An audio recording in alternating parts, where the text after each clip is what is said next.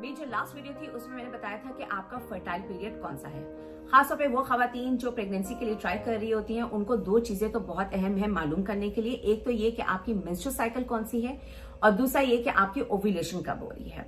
ये दोनों चीजें सही तरह कैलकुलेट करने के लिए बहुत ज्यादा इंपॉर्टेंट है कि आपको ये पता हो कि आपका माहवारी का पहला दिन कौन सा है, आपका फर्स्ट डे ऑफ पीरियड कौन सा है, जहां से आपने कैलकुलेट करना स्टार्ट करना है अपनी मेंस्ट्रुअल साइकिल को और उसके अलावा अपनी ओव्यूलेशन को।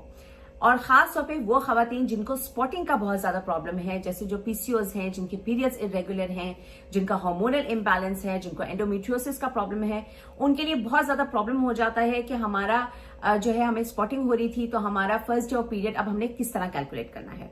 तो ये सारा कुछ डिटेल में मैं इस वीडियो में आपको एक्सप्लेन करूंगी। मेरा नाम है Ayesha Cheema and welcome to my YouTube channel.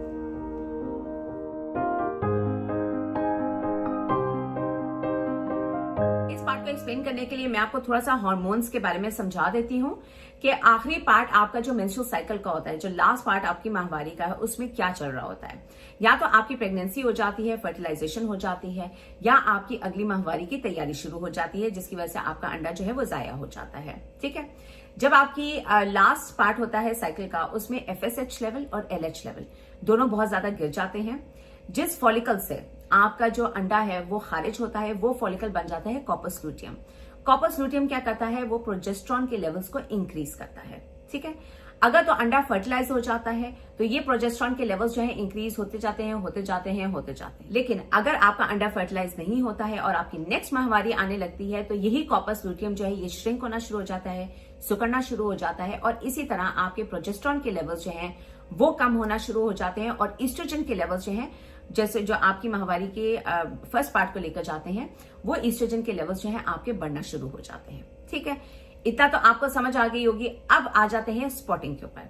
अगर आपको आपके पीरियड्स की स्पॉटिंग जो है वो एक दिन पहले स्टार्ट हुई है और उस एक दिन के बाद अगले दिन आपको प्रॉपर माहवारी आनी शुरू हो गई है, प्रॉपर आपको पीरियड्स आने शुरू हो गए हैं, प्रॉपर आपकी फ्लो होना शुरू हो गई है, तो वो जो स्पॉटिंग वाला दिन था वो आपका पहला दिन होगा। ओके, अब आ जाते हैं दूसरे सिनारियो में। इस सिनारियो में क्या है कि आपकी जो स्पॉटिंग है वो एक दिन शुरू हुई, उसके 2 दिन शुरू हुई, फिर तीसरे दिन भी शुरू हुई, और फिर चौथे दिन जाके आपकी प्रॉपर माहवारी आनी शुरू हो गई थी। ऐसे केस सिनारियो में जिस दिन आपकी प्रॉपर फ्लो आनी शुरू हुई है वो आपका फर्स्ट डे ऑफ पीरियड होगा, और जो बाकी 3 दिन जिसमें आपको स्पॉटिंग हुई थी वो आपकी मेंस्ट्रुअल साइकिल है। वो आपकी पूरी लेंथ ऑफ मेंस्ट्रुअल साइकिल में वो आ जाएगा पार्ट। ठीक है, होपफुली अब आपको समझ आ गई होगी कि आपने किस तरह कैलकुलेट करना है। अब नेक्स्ट क्वेश्चन आ जाता है कि जिनको सिर्फ स्पॉटिंग होती है और प्रॉपर फ्लो नहीं आती है, प्रॉपर पीरियड्स नहीं आते हैं। ठीक है, आपको आपका जो है वो पैड चेंज नहीं करना पड़ा है, आपके इरेगुलर पीरियड्स हैं, आपको हार्मोन्स अपने टेस्ट करवाने चाहिए, और उस साइकिल में आपको आपका अंडा जो है वो नहीं बना, और ना ही वो आपकी ओवरी से रिलीज हुआ है, या वो इमेच्योर रह गया है। और बेहतर है कि जाके आप अपना सारा हार्मोन्स की प्रोफाइल करवाएं और प्रॉपर्ली किसी गायनेकोलॉजिस्ट को दिखाएं। उम्मीद करती हूँ इस वीडियो के थ्रू आपका ये क्वेश्चन कि आपका पहला दिन माहवारी का कौन सा है, ये आंसर हो गया होगा। मेरी अगली वीडियो तक के लिए आप अपना बहुत ज्यादा ख्याल रखिएगा। अल्लाह हाफिज।